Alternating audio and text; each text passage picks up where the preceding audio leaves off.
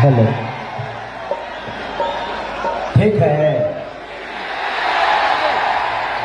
चलिए, हम खेसारी लाल यादव, जिला छपरा, सारण, बिहार, जितने भी हमारी श्रोता,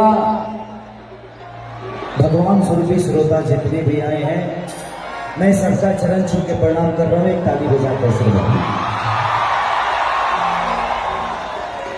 अब सबकर चरण छुए खातिर जाए तो ज्यादा टाइम लगेगा।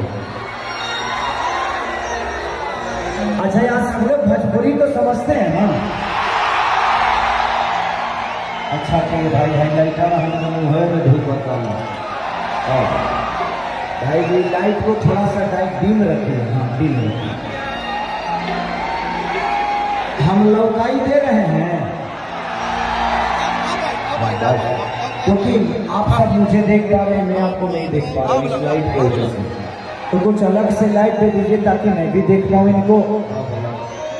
हमारा मोड़िए पे बार बार पागल करे पल्ला में बड़ा बात तो हमारा के